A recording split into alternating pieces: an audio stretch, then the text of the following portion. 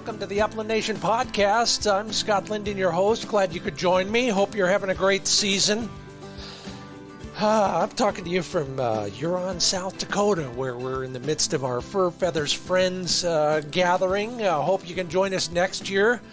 In the meanwhile, hope you're taking somebody hunting and showing off your dog. That's the best way to get somebody psyched up about bird hunting and becoming a conservationist. So keep up the good work if you've already done that. We're going to talk a little bit about that in a few moments. But first, let me tell you what we're going to learn today. We've got the spokesman and director of the National Bobwhite and Grassland Initiative. John Morgan is going to tell us a little bit about what this organization is doing, why there's a name change, and how they hope to improve quail numbers, especially in the South, so stand by for that. A private sector initiative to get us access to more private ground. It's been described as the AirBnB of bird hunting. Shawn Mahaffey will join us from WingIt to kind of explain why and how this is going to work. You will hear it here first. Your 2 cents worth as we go to the social media pages and find out how your shooting is going this season. And I don't mean just your percentages, but I'm interested in that as well. But also it sounds like there's a lot of talk about how the season is going, period, from bird numbers to camaraderie and that sort of thing. So stand by here on the Upland Nation podcast. Speaking of the podcast, I'm asking for a little bit of help from you. Your questions, my answers, coming up on an episode in the near future. So if you want to ask something about, well, the television game, podcasting, writing, or all that important stuff, birds, bird dogs, and bird hunting, leave your question on one of the social media pages. Wingshooting USA, Upland Nation, even my personal page, Scott Linden, and I will do my best to include it in that upcoming episode. Can't vouch for the answers, but I can vouch for your great questions, and I'll do my best to get it right. Yeah, here we're still managing Flick's little toe injury. It's not a big deal, but it is one of those things that could slow a dog down or take him out of the lineup for a little while. That's right, a little pad tear on his right back pinky toe, if you want to call it that. But I'm doing my best to take care of it, keeping it good and disinfected, clean whenever I can, doing my best to put antiseptic on it when he's sleeping, that sort of thing. Yeah, someday maybe we'll talk about that kind of stuff on the podcast. But right now he's doing fine, and I'm grateful for that. You all, you're getting out, and that's a good thing. In fact, I asked recently, and I love this because, you know as well as I do, half the fun of bird hunting, besides watching the dog, is being with good friends and family. So I asked you who you went with on the last hunt.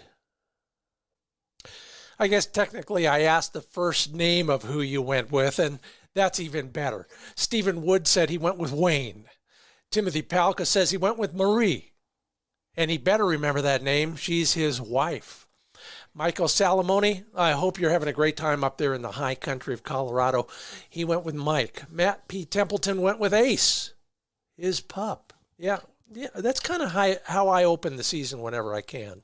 By the way, good choice of names. My first wire hair's puppy name was Ace. We added a few things to it, including, I can't say that on a family podcast. But anyway, good job. Jasper Brand took Brad. Raymond B. Boren Jr. took RJ. Are you all related? I bet you are.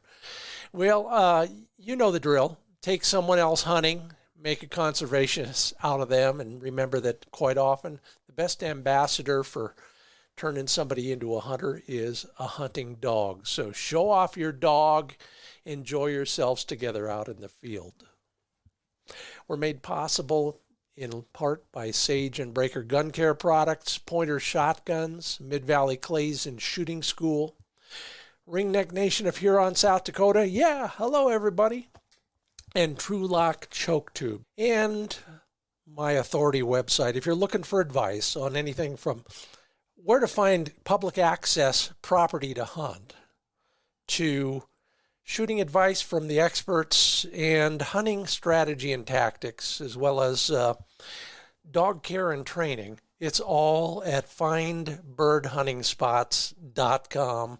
Pretty easy, pretty much your priority. Findbirdhuntingspots.com. Road trip. You know, I was looking at the map before I set out for South Dakota and realized that so much of the hunting I do is along the state borders here in Oregon. Yeah, I'm on the border of Idaho, I'm on the border of Nevada, I'm on the border of California so often. I put 2 and 2 together and got 6 because the other 2 is the big rivers that create a lot of those state lines. Not all the time, but quite often, the rivers along Oregon's borders create great bird habitat, particularly wild chukars, wild valley quail, and wild Hungarian partridge. A lot of it's accessible because it's owned by the federal government through their through our Bureau of Land Management. Then there's parcels and pieces of other stuff out there. You got to be a little careful sometimes, but most of it is free, open to the public, if your legs and your lungs are willing. So if you're headed kind of east, north, south, whatever it is, there's probably ground for you in Oregon. Check out rivers like the Owyhee, the Columbia, and a few south end borderline country that's not bordered by rivers per se, but is right there along the state line between Nevada and Oregon, California and Oregon. Not much in the way of rivers out there, by the way. But anyway, take a look at the borders of Oregon the next time you're looking for a new adventure. Get in shape, and maybe I'll see you out there. We're brought to you in part by Mid-Valley Clays and Shooting School. Their pro shop has everything you need, especially this time of year. You dropped something, you lost something, it's on that last hillside. I'll never forget leaving an entire electric collar handheld controller on a rock in a mountain range down there in that border country. From shooting glasses to gun cases, range bags to gun cleaning, and bench-made knives, Mid-Valley Clays and Shooting School's Pro Shop has it. Take a look at the long list of things that you could use at midvalleyclays.com. That's midvalleyclays.com.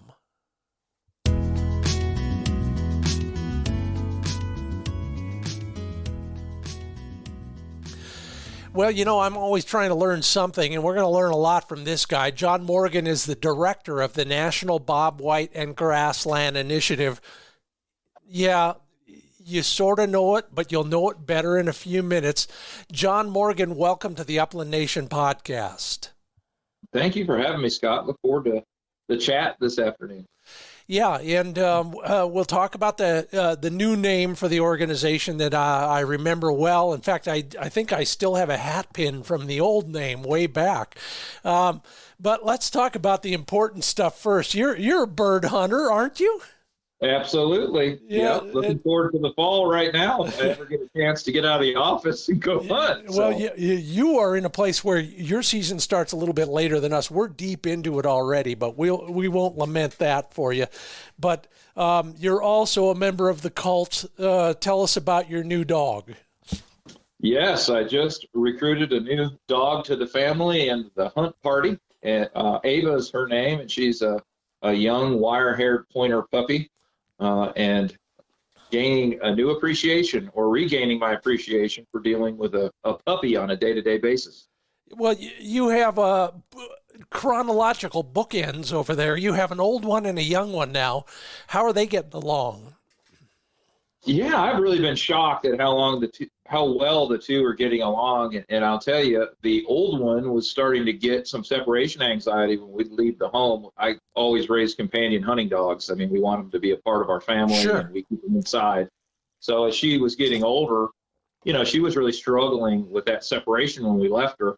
And having this puppy has actually really rejuvenated her. So it's actually been an ideal situation. They get along wonderfully. We're not seeing those symptoms of separation anxiety when we leave now. So that's been the best part of the puppy so far, is how it's really brought back to life in some ways our older wire hair, and they're getting along great. Well, they fight all the time, but it's playful fighting. So I love it. And interestingly, that, the first thing I was thinking was, well, everybody will advise you never to get a new dog of the same gender as the old dog, but it sounds like it's working just fine. Yes, and they are both females, and they get along really well. So, I mean, heck, they sleep in the same dog bed now. So, I mean, they're doing wonderful. And one or the other or both are going to go with you on your favorite kind of bird hunt very soon. If you could chase anything, what would it be? Well, I mean, obviously, I'm the director of the National Bobwhite Grassland Initiative, so bobwhite are really high on my list. But I will say that I did miss out on what my true deep down passion is, because I grew up in northern Pennsylvania, and I love hunting ruffed grouse. And my group just got back from northern Wisconsin on their annual pilgrimage that I was unfortunately unable to join them this time around, just given my heavy work schedule right now. But, when push comes to shove, I have to admit, deep down, I'm an avid ruffed grouse hunter, with my secondary favorite being, of course, the northern bobwhite. Well, tell me about what is it about grouse hunting you like so much? I just talked about it earlier in the podcast, and how so many guys just love hearing those flushes in the distance. They even track them. But there's got to be more to it than that, isn't there, John? Well, yeah, I mean, some of it's just because, that was your first exposure, at least for me as an upland bird hunter in my youth. A lot of it just comes back to those traditions of your family and where you grew up back home. So I think there's some dose of that within it. Just the sudden, explosive, thunderous rise of a ruffed grouse it's definitely an exhilarating experience. And really, it's the challenge of it. Really, it's so difficult to hit those doggone things that I really do embrace challenging pursuits, whether it be personally or professionally. I really like the challenge of it, and the reward when you finally make that connection with the bird, the dog, and putting it all together. It's a rare occasion that generates some worthy celebration. You just hit on two things that are absolutely spot on. The first one is, I'm a music major, so I never thought about this. I can't believe I never thought about it until now. But of all the birds, all the upland birds at least, that I know of and I've personally experienced, the deepest, lowest frequency wing beat is roughies. Yeah, that's a good thought too. Yeah, certainly with your auditory background, that's absolutely spot on. That drumming is so unique and special. I think that has that gets down. Yeah, it's just like, the other problem with me is I can't hear very well because I was in the front row of too many rock concerts back in the 70s. But you're in front of those speakers, and what hits you? It's that bass and the bass drum. But they're shaking you down into your kidneys, and I think that's the same thing that happens with a ruffed grouse flush. Yeah, I've never made that connection, Scott, but I really like that kind of thought process. It is a really unique tone that comes from a ruffed grouse rise that is like no other game bird. I think you're spot on that. Okay, thanks. That's my next magazine article idea. Yeah, so right. Goodbye. I'll talk with you later. No, the other one is that idea, and you can offer up some help for us. And even in the bobwhite world, we're shooting amongst trees a lot. Do you have a trick, a suggestion for those of us who are afraid to shoot trees? Don't be afraid to shoot trees. I don't know how many I've shot in half in the ruffed grouse woods. You just have to. I've always, like they say in baseball, keep your eye on the ball, and you don't worry about necessarily what's between you and the bird. Sometimes you've just got to stick with the eye, go with the follow through, pull the trigger, and you hope that. I think subconsciously, your brain does a lot for you, so don't let the gray matter get in the way. You'll be surprised how often your brain will automatically pick that hole, Sometimes you'll fail, shoot tree in half. Don't get me wrong. Yeah. But you might be surprised how many calculations your brain actually does instinctually while you're shooting at flying game. So I just had some shotgun training just by happenstance because of our new home at Clemson University when we had a partnership meeting there, and we had some shotgun coaches, and that was the number one piece of advice they shared with me. Of course, there was no trees in the area, but they're like, just trust your gray matter, trust your brain. It's doing all of these calculations for you. It's when you start thinking about it is when things go wrong. And I think they were spot on. Oh, no doubt about it. That's, in fact, great advice no matter what. But I still think the guys who invented skeet back in the day, who claimed they were grouse hunters and they were making a game for grouse hunting, forgot a key element, and that is a whole bunch of tree trunks on the skeet field. Exactly. Throw that in. We'll see how many they hit. Okay, let me write that down too. Right. You've alluded to it. I introduced you as the new-ish director of the National Bobwhite and Grassland Initiative. Take me from square one. First off, explain what you are and why the name is now slightly different.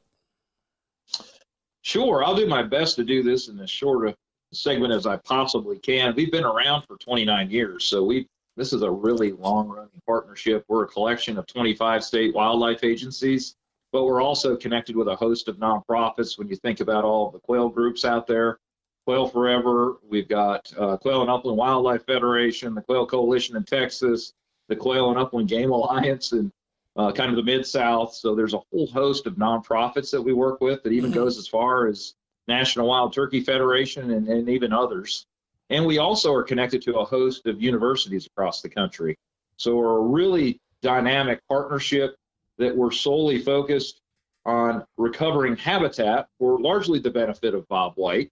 But I will transition to why we've changed our name to try to really increase the relevancy of our work to a much broader base of society. If we recognize that upland game bird hunters are not the majority in the country. And a lot of what we need to do for the conservation of grasslands and all the game birds that are associated with them is change how people use and view the land. And the way we can do that is in many ways bigger than the birds themselves. They're charismatic, so I think it's a flagship we can sell to people. But in many ways, we've got to start resonating with more and more people, and broadening our message is really what we're trying to do to become more and more relevant to every person out there that should care about the benefits of habitat that not only bring us birds, they bring us improved water quality, soil health, air quality, wherever you fall out on, carbon climate change and all of that. I mean, a lot of the plants that we promote put a lot of carbon deep down in the soil, which provide those types of benefits as well. And ultimately, we want to start connecting our work to human health and wellness. A lot of the things that we do can directly affect people, whether it's just their stress levels, anxiety, whatever you get from getting away from the crazy world that we live in nowadays, getting back to nature. And what we saw through the global pandemic really kind of amplified that. A lot of people were going back and getting outdoors. Oh, yeah. And I think this is a tremendous opportunity for us to capitalize on that now that we kind of come out of the pandemic. People have a different connection now to the outdoors, I think, than they did going in. Let's capitalize on that. That's all part of what we're trying to do right now. The different, and you rattled off all those other groups, all of them doing great work. But I think when I last talked with somebody from your organization, back when it had a different acronym, the difference between you and so many others is I'll just loosely say, you're way more academic. Uh-oh. I mean that in a good way. Hey, I was an academic too, so I don't take that the wrong way. But you guys are about data and organizing data and data collection. Am I still on the right track there? What are the principal activities the National Bobwhite and Grassland Initiative does? Yeah, that's a great question, Scott, and I appreciate you teeing it up. We are very much science-based. As I noted earlier, we're based out of Clemson University. Um, yeah, I have a pretty strong science background and have been doing science my whole professional career. Which doesn't explain anything about wire hairs, by the way. Yeah, no, not at all, not at all. So we have what we call a coordinated implementation program, which, I hate to get too much into jargon for your listeners, but it's an adaptive management framework, and that's founded on some, relatively simple principles. We plan, we do, we learn, and we repeat that cycle, okay? Yeah. So we plan some conservation actions, we implement them while we're monitoring what's happening from them. We learn from the interaction between what those birds and those environmental benefits that we're looking for, how they respond to those actions. Through that learning, we replan, implement new strategies, and it's just an iterative loop that goes out round and round and round as the years pass by. And it's a way to learn while doing, which we really want our state agency partners to really embrace that philosophy moving forward. We haven't had a strong history of doing it that way. In the past, we've fostered more of a research project. You learn from a specific research project, and then you take that learning and just start applying it. This is different. It's a iterative learning process that you continue learning through time. And that is the foundations now of what our partnership is really doing together, is all collaborating on the same type of vision. We get a lot of replication, which is another science term, but the more we all collect data in the same way, the more powerful that data is, the stronger inferences we get from that learning, which means less potential for making errors when we make decisions. And that's the power of the team that we're really trying to build by all working together and putting data on top of data. In our science world, in the wildlife profession, it's very common to see site replication is, again, I hate to use these jargon terms, but study areas is another way to look at them. You'll see a paper that has 2 or 3 study areas. We're talking about getting 20 plus study areas together, which is very, very unusual in the profession. And that's what it's exciting about the work we do, and gives us a chance to do much better work than we've been able to do historically, because we're all working together now. Vince Lombardi said many years, by the way, if you're too young to know who Vince Lombardi is, look him up. Not you, everybody else. Oh, okay. Vince Lombardi said at some point you got to get the hell out of the weight room and go onto the field. When I was a musician, the real test came when you walked out of the practice room and you walked onto the stage. How are you guys actually how are you getting state agencies or anybody else to actually do the stuff you believe is the right thing to do? Yeah, that is a really hard thing to do, particularly as you might imagine. Governments are not, I consider them really large machines, and I've worked within a state agency for 20 years of my working career before I did this job. So I have a really good understanding of government, how hard it is to move government. So one of the big things that we did when we started building this platform was it was very inclusive. I mean, we really tried to include as many people within those organizations as we could. So you gain that buy-in and support for what we're trying to do. So that was probably, it took us 3 years to build the first iteration of what I just kind of, spoke to. And we're still developing. It's going to be a work in progress. It's a living document that we built, a living model. So we're constantly tweaking it. We're continuing to follow that, bringing everybody to the table as we design it. It requires a lot of facilitation in many ways to give everybody a voice in the process. Yeah. It's absolutely critical to do that. And that's part of what we've done. And now we're really working on some creative approaches to really help the states put the habitat on the ground. Love it. We did really well about getting the states to embrace the collaborative monitoring, but it's still been difficult for us to help states get that habitat on the ground. So we're really shifting to coming up with some creative solutions to do that, and rallying some of those nonprofit partners that we've talked about and bringing them their forces to bear in these these really special landscapes that we're trying to work in. So, by the way, you're listening to the Upland Nation podcast. I'm Scott Linden, the host. That's John Morgan with the National Bobwhite and Grassland Initiative. John, so I get it. Turning the battleship around takes a little time, and especially when the battleship is populated by bureaucrats. Yeah, right. And I'm being kind there. Don't ask me for my true feelings on that. So how do you do it? What are incentives that are going to get these folks off the dime?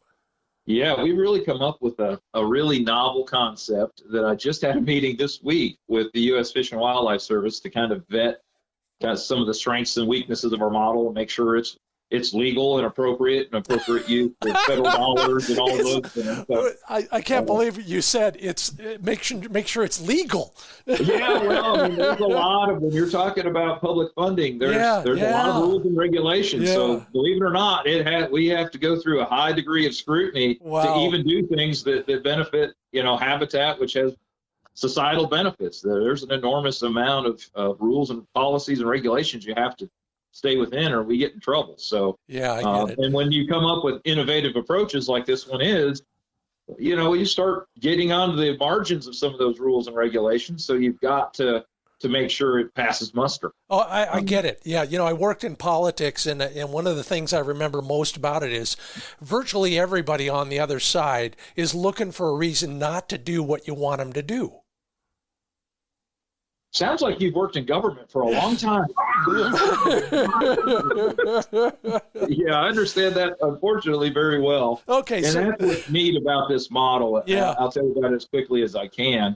What we're trying to build at Clemson University, I'm actually kind of, I don't have to be careful, but I am kind of highlighting it because it's easily understood as the Amazon store of habitat management services for state wildlife agencies and our partners.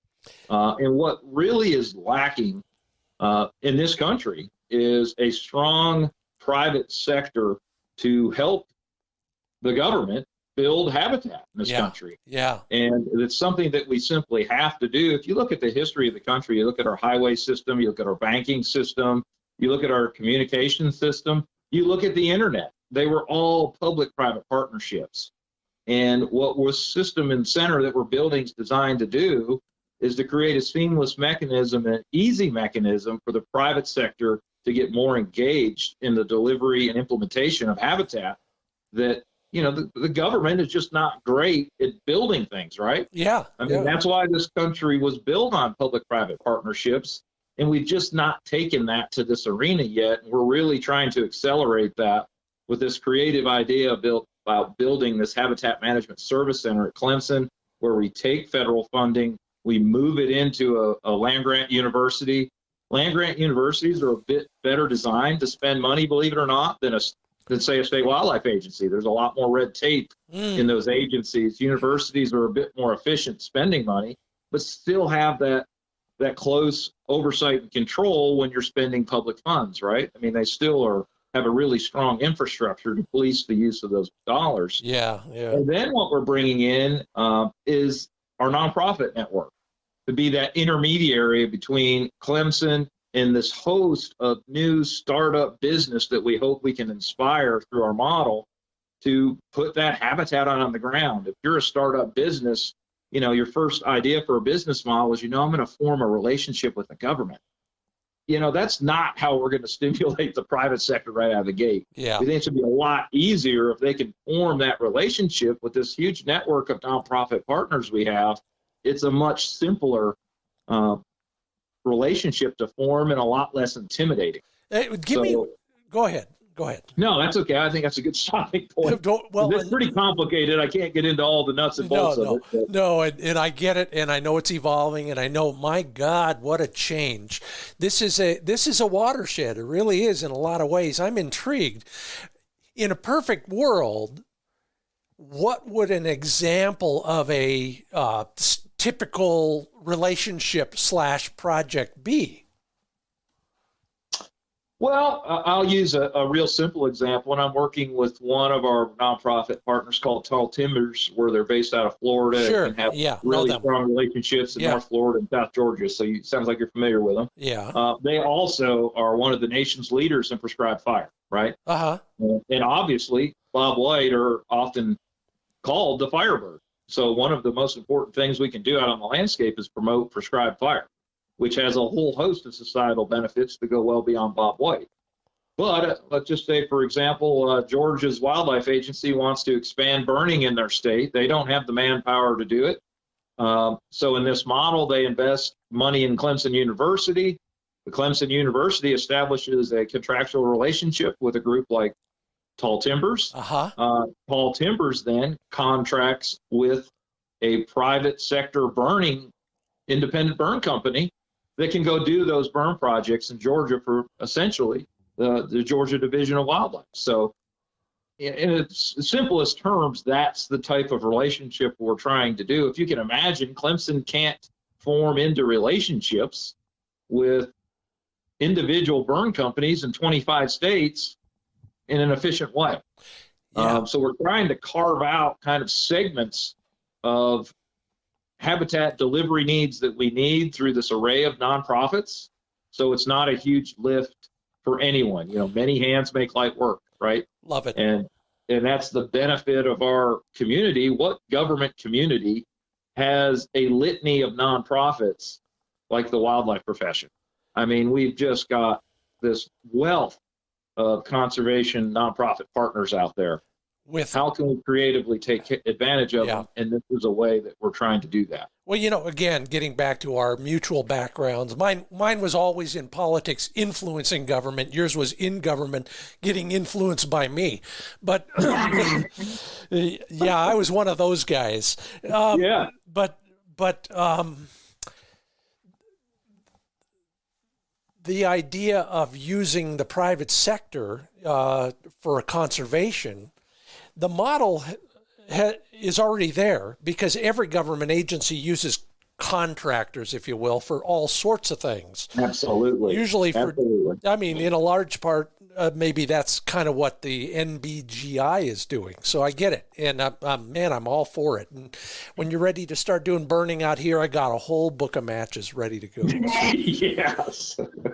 Well, good luck on all of that. I love it. And I'm grateful that you guys are taking this, what I'll call relatively new strategic direction. Can't wait to see how it works. Now let's get down to the important stuff. You're a wire hair owner, you're a quail, you're a bird hunter, and now you're running the National Bobwhite and Grassland Initiative. All right, help us shoot more quail this year. What's your number one piece of advice? Go to where it rains. Rain. Certainly our typical stomping grounds where we have high populations of quail have really endured some pretty difficult conditions environmentally, particularly with drought. Some a little bit with some challenging winter situations, but the drought really hampers that reproductive output, which is obviously key when you go out and start looking for places and destinations to chase bobwhite. All right, so you got to explain that a little. Go to where it rained during the breeding season. Okay, all right. Yeah. So we want rain, but we don't want it at the wrong time during the breeding season. And I've been following our valley quail population out here right behind my house, for example. Oh, okay. Okay, so I understand rain can kill chicks. I understand rain grows bugs, but I don't understand the early part of all of that. So just explain for all of us how rain works when growing bobwhites. Well, I mean, you hit a couple of the really key facets. I mean, number one, we need that early rain to start, particularly in the arid part of our range, where they need that to grow vegetation. I mean, they need to grow that vegetation for cover. And as you highlighted, that vegetation, when well hydrated and thriving, generates that bug population, which is absolutely critical. Now, there are some moments, as you've also highlighted, when those chicks are very susceptible. And unfortunately, with what we've seen with climate change, which I think few can argue that climate change is happening. It's just, is it, is humans accelerating it? That's probably more of the debate, I think, at this point than anything else. I think we all recognize that, we have much more drastic weather events, and we're seeing these very high volumes of rain, and that's what puts our chicks at risk. Frequency of rain over the course of 30 days, how often they're getting wet, and how long they're getting wet really affects thermoregulation, which means keeping themselves warm, and can affect how often they get to feed. So if they're not out there being able to actively feed and they're always trying to stay warm, you couple those two things together where they're limited, you're going to start hampering chick survival. So it is about timing, duration, volume, all of those things play a role. And when we start getting these, heck, a typical rain seems like it's a 3-inch rain event half the time anymore. Wow. And if you're a bunch of eggs still sitting in a nest bowl and you're getting 3 inches of rain, are we worried about drowning out nests even? Oh, yeah. So good point. We got all kinds of issues as we see our climate changing and our precipitation patterns changing, where sometimes you may get the same amount of rain over the course of a year, but how does it happen? And getting 3 inches at one time is not the way we really need to get it. And we're seeing that happen more and more and more, and it does come with consequence. How about on the ground after all those chicks have hatched and it's November, and you're hunting with your young and your old wire hair, and they are doing great together? What kind of practical hunting tip would you have, whether it's habitat, look for certain types of habitat characteristics, or something more tactical? Well, the first lesson that probably most of your listeners know about is always follow your dog. Always go with that. Yeah. You have them there with you for a reason. So follow your dog. But of course, you need to put them in the best chance you can to be successful. Certainly what I always do, one of the key things, particularly with bobwhite hunting, that I always target is that interface with escape cover, woody escape cover. And if you look at all the literature on bobwhite, it's very rare that you see, the vast majority of their time is within largely a softball throw of some kind of woody escape cover. So if you are not putting yourself in that kind of area consistently, you are not going to frequently encounter northern bobwhite. So it sounds simple, but I think a lot of people overly focus on a food plot, for example. Not all food plots meet that definition. So certainly they spend some time in there, but if they're in that area where the food plot's, in close proximity to that escape cover, that's where you need to be focusing your efforts. So, one of the big keys to me is focusing on that woody cover. And also the other key that we talk about a lot with bobwhite is bare ground, which basically is a symptom of how long it's been since it's disturbed. So if you're in an area that you don't see a lot of bare ground, that area hasn't been disturbed, and it depends on what part of the country you're in. The Midwest, that's why they always have quail. They always have some degree of bare ground, right? But when it starts raining, as we talked about earlier, you get a lot more vegetative growth, a lot more duff, which is kind of dead vegetative material on the ground. That is not as attractive to bobwhite. They need to be able to run around unfettered. Is that the basic idea? Much. Yeah, they really favor bare ground because they're not like a turkey that's a real strong scratcher. They're considered a light scratching bird. They're not. That is not their strength. They want to see bare ground to every extent possible. So when you're in an area that gets a lot more rain, focus on those areas that have examples of bare ground. And you put that in concert with either a food plot or woody cover, now you're putting all the pieces together to really start increasing your chances of finding birds. And of course, finally, you've got to be in areas that have larger contexts of, it's not just one little farm here. Oh, this farm's great. But if it's in an island in a sea of nothing, the chances of having high degree of encounters are going to be low, right? You've got to be in as good of a landscape scenario as you possibly can, which just means there's abundant habitat, and maybe in small pieces, but at least it's there in the landscape that'll have the potential to generate more consistent bird numbers year after year. Okay, so I got one more question. By the way, you're listening to the Upland Nation podcast. I'm Scott Linden. That's John Morgan with the National Bobwhite and Grassland Initiative. We talked about fire. We talked about woody cover. We talked about bare ground. And I was hunting this separate species altogether, but I was hunting a draw last week that had been burned 2 years before. There were the valley quail and chuckers in that draw. Yeah. Before the fire and after the fire. Okay. Yeah. So you touch off a fire in loblolly pines or whatever they are that are growing in your bobwhite habitat, which, John, I hope you know better than your chucker country. But there are birds there. They see that fire, they smell that fire, maybe they feel that fire. They go away, but they come back. What's the key to coming back? Yeah, that's another super good question, particularly as it relates to fire, because it's one of the issues we've seen, particularly in the Deep South, that still has a really strong fire culture. We still need to, of course, expand it, but there has been a tendency. Oh, by the way, strong fire culture would be a great name for an arena hairband. Yeah, I do like that. Yes, I think it would be. But anyway, back to the science. Yeah, what happened is we've really expanded the size of our prescribed burn units. And that can be problematic if you're a bobwhite manager.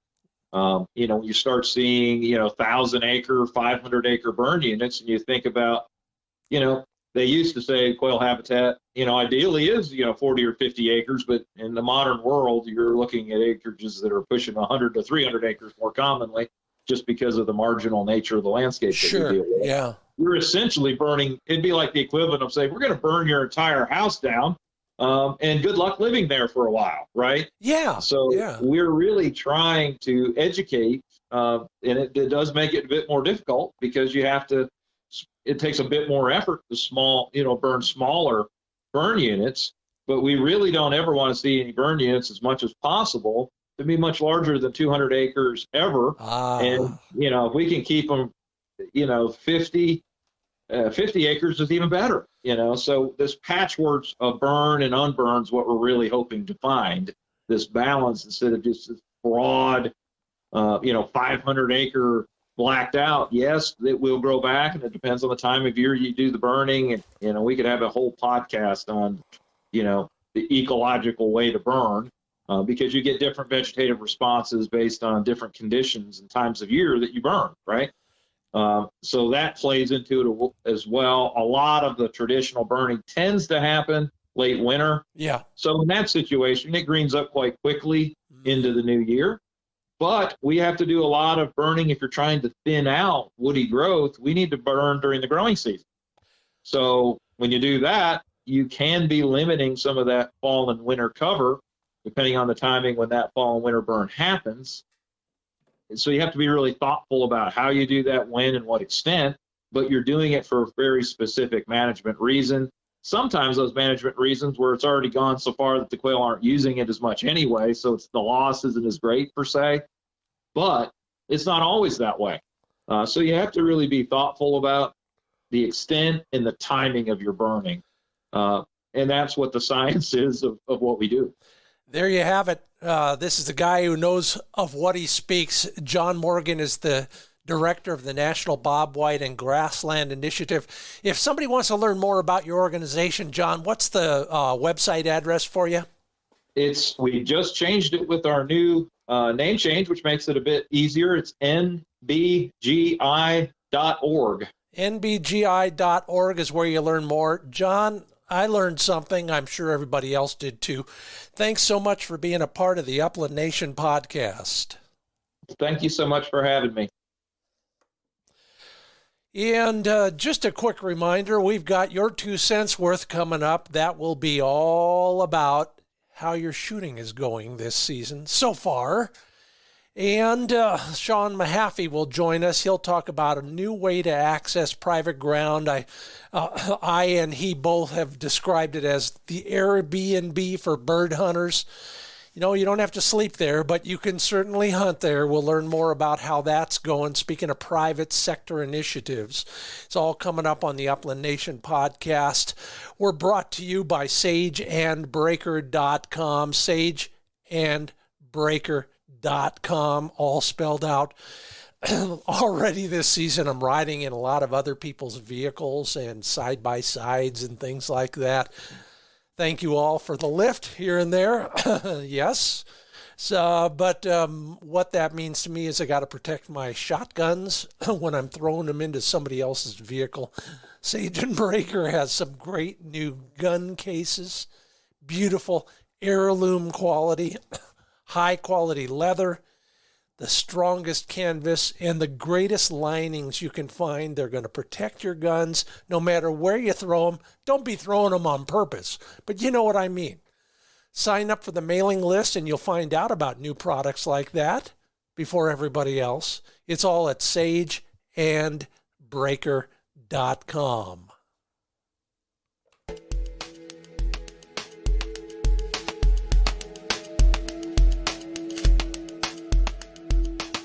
Well, as our ongoing series continues, industry insider Shawn Mahaffey is joining me.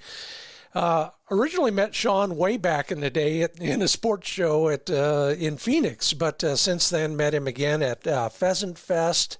Shawn is the founder and CEO of WingIt. Learn more about them at wingit.us. Shawn, welcome to the Upland Nation podcast. Glad to be here, Scott. Thanks for having me.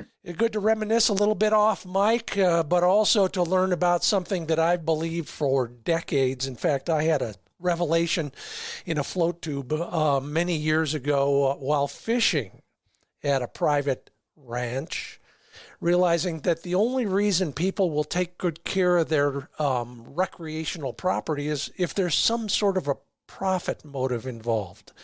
You guys have taken that to the ultimate level. Why don't you explain what WingIt really is? Well, we came at WingIt from the landowner perspective, needing to make more profit on their ground. And it's funny you mentioned the profit side of things because that's where it's rooted in. And there's a big demand, and I know it personally for hunting birds my whole life, that we need more ground to be on. And most of the landowners that I know would let people onto their property if they could have a platform to manage it with where they didn't have to deal with them every day. So it's a pretty simple concept.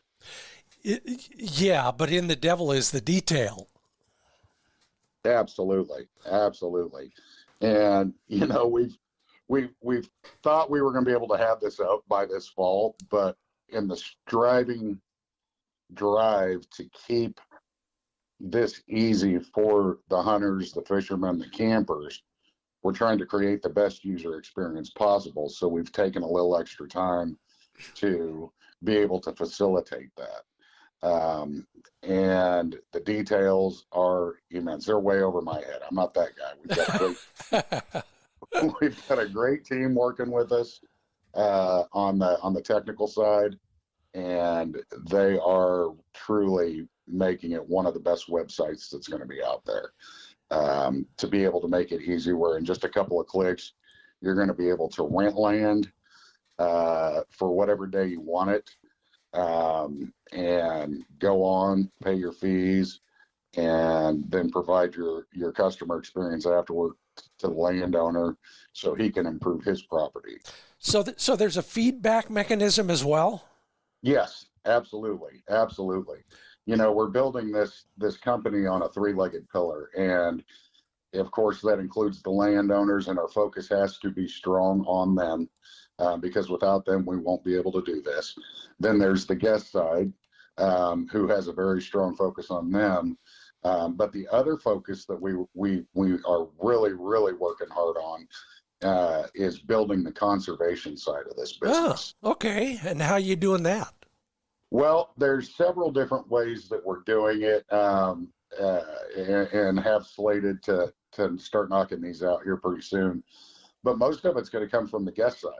being able to donate something to that specific property, when they're hunting it, like when like, I don't know if you'd call it like a tip or something like that, but, Sure.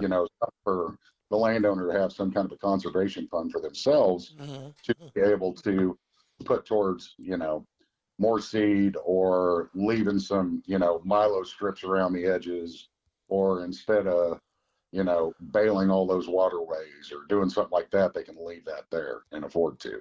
I love it. That's a great idea. Now, that feedback question, one of the best walk-in programs I know about is Montana, where the landowner doesn't get paid a nickel unless somebody shows up. And the only reason they show up is because the land is well managed. Do the consumers, the renters, the hunters, if you will, do they get a chance to feed back in some way to their fellow hunters so that there's a rating system or anything? Yeah, it's going to be a rating system that's involved with that. And, obviously it's hunting. And that's one of the things we're still working on right now is how do we package that? Because, and I would appreciate some feedback on it. We ask feedback on it all the time. Because here's what I'm going to do if I'm the one who's hunting. I find a killer spot. Okay. Do I want to let everybody know that this is a killer spot? I don't know if I do. Yeah, it's just like every place else. You're right. Yeah. So, I think we're going to keep it more general as to did you find birds? Did you find deer? Did you find what you were looking for? And kind of let it go at that. But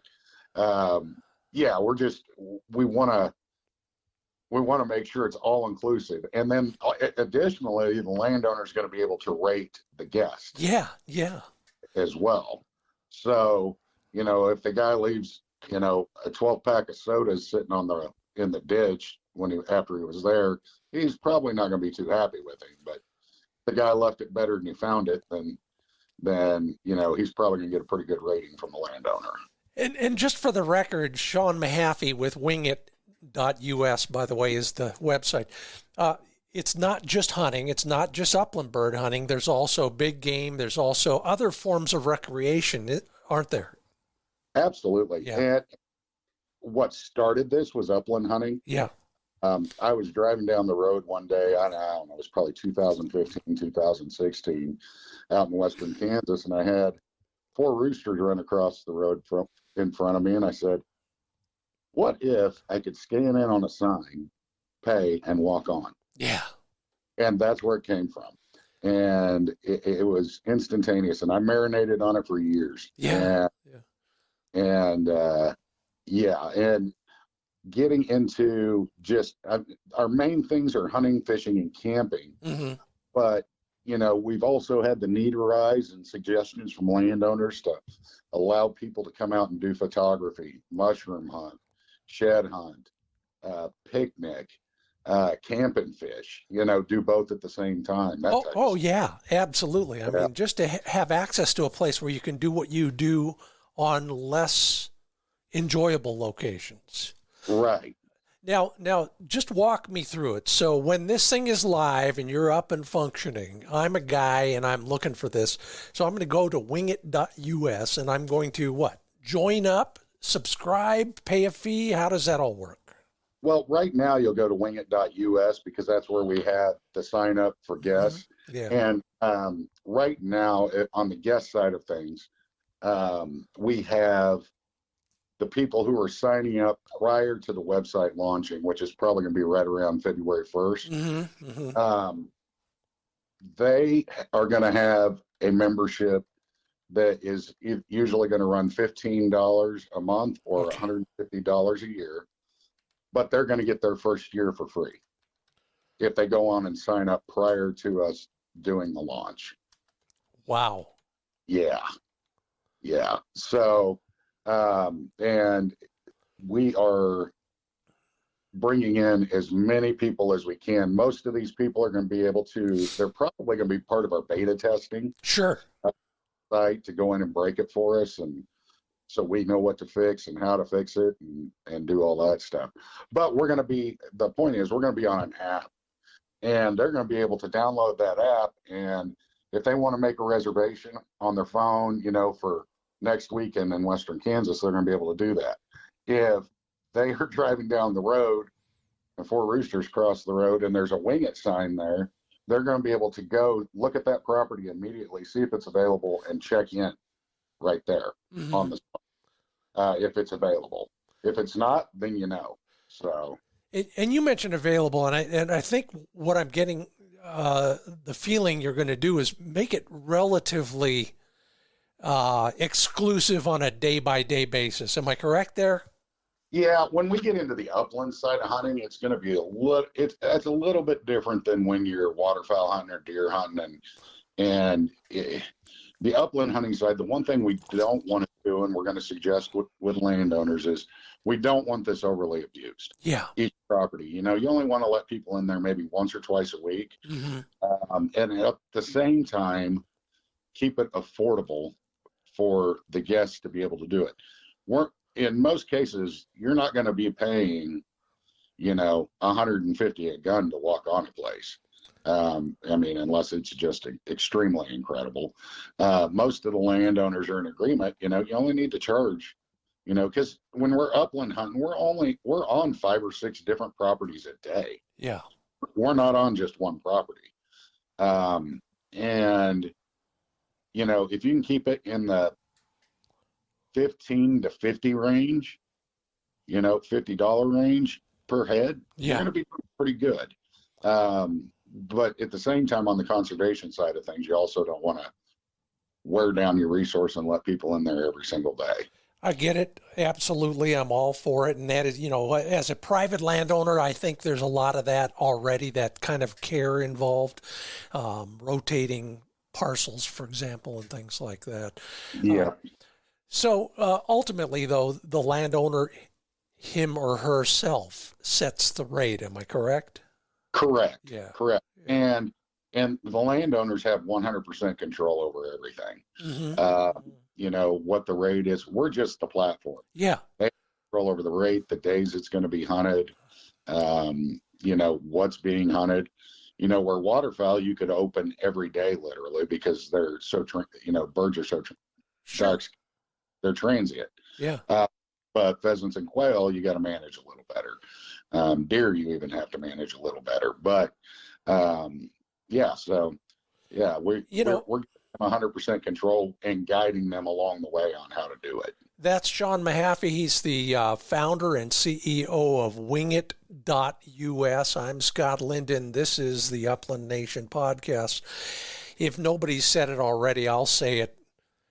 You're kind of like the Uber of public hunting access, if you will. Yeah, more like the Airbnb. There you go. Yeah, even better. Yeah, it was, and that wasn't the intention. We didn't come out to be like that, but that's how it's morphed, and it's a good program to work. So we're coming right along with it. Well, how are you finding ground? What do you do to recruit landowners to open up their place to a reliable, glib, articulate, witty guy like me?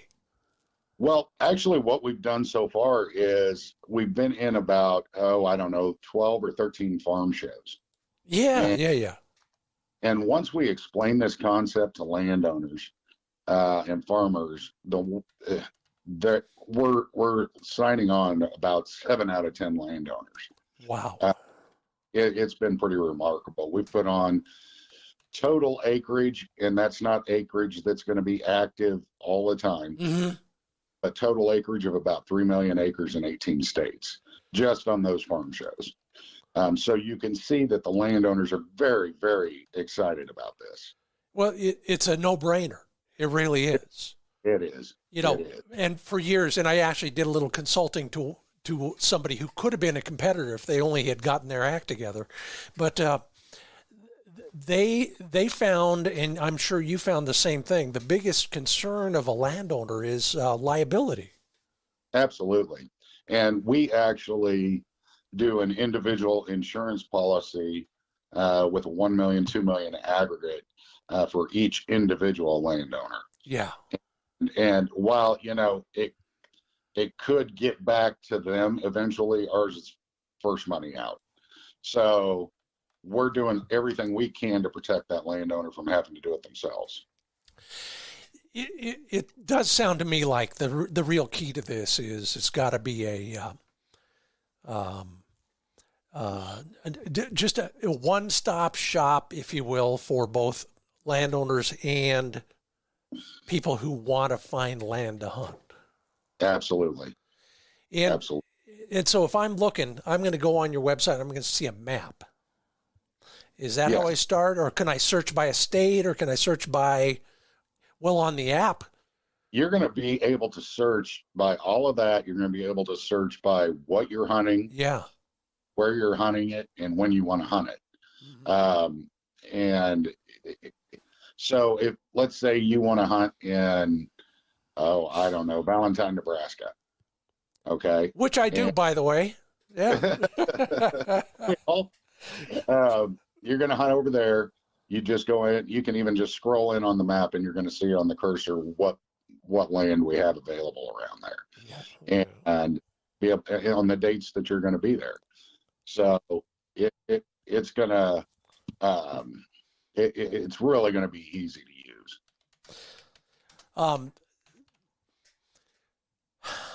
What is the biggest challenge these days with this whole thing? Is it technology? Is it is it conveying the idea? What do you guys spend most of your think time working on? Right now, I mean, we've got our marketing in place, and we've got the technology people developing this for us, and that's what we spend most of our time on, is the technology. And we have gone down a rabbit hole here and there where we want to make it so easy that, it's just click, click, click, and you're done and checked out.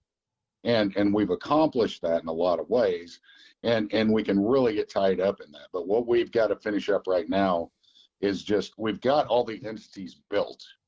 Now it's a matter of bringing them all together and making it. That's what we're doing every day right now. On the marketing side, we've got our partners already, lined up for the most part that we're going to start with. We've got the landowner side. We're rolling out a great big marketing initiative on that here in the next couple of months, to where we're going to be in their mainstream, like our FDTV and stuff like that. Mm-hmm. So it's a combination of everything. Well, I wish you the best of luck. Pardon me. Shawn Mahaffey is the CEO and founder of wingit.us. Learn more about how they're making your life a little bit easier when it comes to finding places to hunt or hike or fish or camp or probably anything else that's legitimate out there. Shawn, thanks so much for enlightening us. Good luck to you. I've been watching you for a while there. Hope to learn more and maybe work with you down the road on some things. Thanks for being a part of the Upland Nation podcast. Absolutely. Thanks for having us. We appreciate it. You bet. Plenty more to talk about here, so stick around, including our social media feature called Your 2 Cents Worth, where we get your feedback, I guess I'll call it, on a question I've asked there. This week, how's your shooting gone so far this season? Well, you might be surprised at how many people are shooting worse than you. I hear that all the time, I know, but it's good to know that other people have as big a challenge ahead of them as I do. So let's find out how it's going this season. It might be just as much about hunting success as shooting abilities. But first, let me remind you that we're brought to you in part by Pointer Shotguns. Lots of things going on at their brand new website, pointershotguns.com. All the models, from the high-end target guns to the, my favorite, the field guns there that call it, in fact, a work of art at a price that's a thing of beauty. Fit and finish just fine, thank you. Remember, there's a new side-by-side en route from the folks at Pointer Shotguns. So learn more about the entire line, semi-automatics, over and unders, and soon, a side-by-side, as well as a kind of an entry-level youth gun, things like that. It's all available at pointershotguns.com.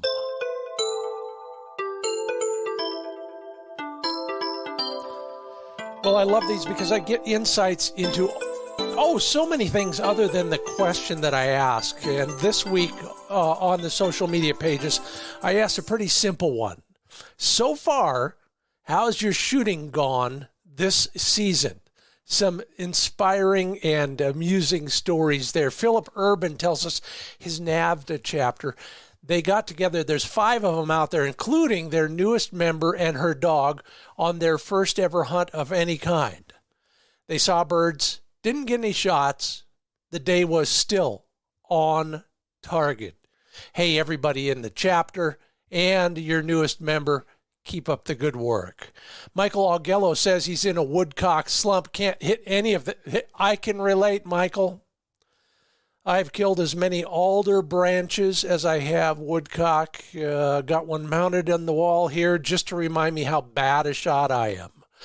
Marty Martell has been pretty lucky. He says, probably shot 40 boxes of shells at Claybirds in the off season, and that helps. Hey, I can testify to that. Thanks again to everybody at Mid-Valley Clays and Shooting School for your help there. Move, mount, shoot. Mark Frank also spent a good amount of time at the trap field. His connection rate increased significantly. Jeff Kimura, I can relate. Mine were valley quail. Yours were mountain quail. Found one of the 4 you shot. I hate that feeling, even with a great dog. And Flick is a rock star when it comes to hunting dead. We still lose a bird once in a while. Can't count it against the limit, but still lose a bird.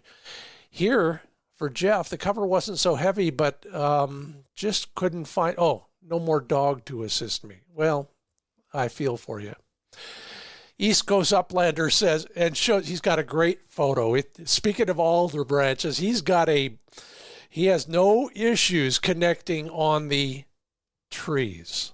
There's a beautiful shot. I hope you got that as your screen saver on your phone, East Coast Uplander. It's a great shot. You killed that alder good and dead. Mike LaRoe says, I got my self-imposed season limit on woodcock early. By the way, his limit is 9. But I'm struggling on grouse. 4 in the freezer out of 57 pointed and shot at with a bunch of easy shots. Mike LaRoe, I will not give any more of the details there, but I know how you feel. You know, years ago, the Ruffed Grouse Society asked me to write a story for them about my grouse hunting with them at their national hunt. And one thing that struck me is exactly what you talked about here. 57 pointed and shot at with a bunch of easy shots. You guys, there's a reason you have 2 counters on your lanyard. One, how many shots, and the other one, how many flushes you saw or heard. That's what the thrill is with you guys. I get it, and I'm glad for you.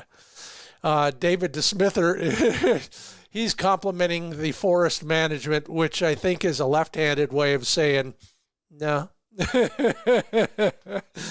I feel for you, David, and everybody else. Thanks a lot for your hunting reports, I guess is what I'll call them.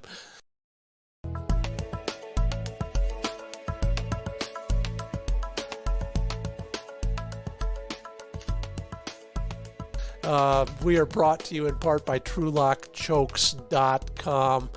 Yeah, if you're not shooting very well, the simplest way to improve it is to put in some professionally designed, well-engineered choke tubes.